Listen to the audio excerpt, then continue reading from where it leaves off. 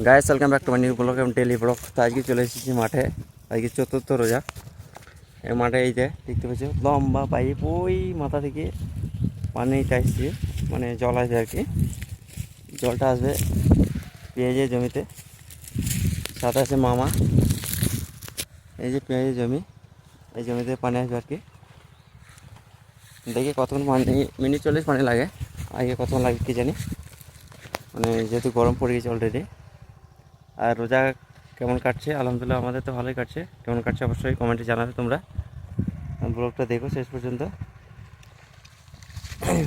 প্রচণ্ড পরিশ্রম করতে হয়েছে আমাদের, যেহেতু অনেকটা লং পাইপটা আসছে ওই মাথা থেকে, অনেকটাই ডিস্টেন্স।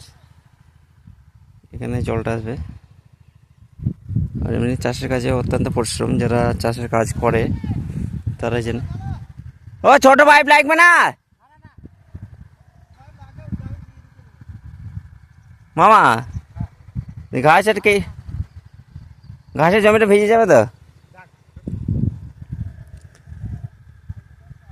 গাইস অলরেডি জল চলে এসেছে জমিতে। এখানে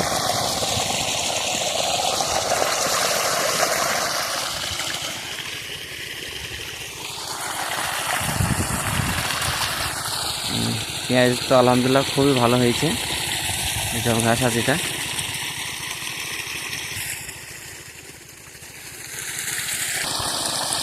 পুরাপুরি হয়ে যাবে নাকি একটা এটাই, ওই ওই ধারটা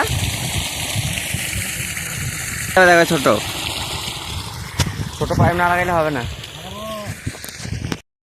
কইছ মামা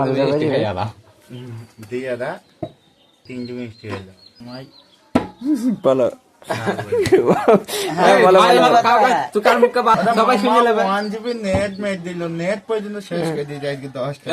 নামাজ পড়েছে, আমাদের কোনো আড্ডা চলছে। তোকার মুখে বলতে হবে না, না খাইলে একবারে হয়ে যাবে।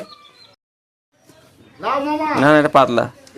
রিজন ভালো ছেলে, রিজন ছুটি টুটি করে না। হাত ঘুরি বলটা কে কইছে, রহমত নাকি? প্র্যাকটিস চলছে আমাদের রোজা মাসে এখন, আসরের আগে। দুরন্ত কিপারে কামাল মামা ব্যাটলেস ইব্রাহিম বাইর থেকে ব্যাট নিয়ে যদি খেলা করো। তো গাইস আজকে দেখতে দেখতে আজকে 4টে রোজা শেষের দিকে। আর কয়েক মিনিটের পর 4টে রোজা কমপ্লিট হয়ে যাবে আমাদের। কে কে রোজা করেছে হাত তুলো। লাগলো না।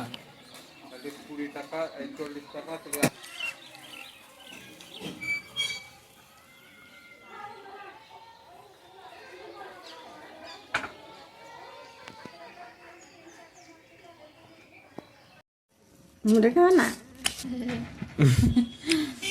ভালো হয়েছে, লবণটা কম হয়েছে, খুব স্বাদ হয়েছে।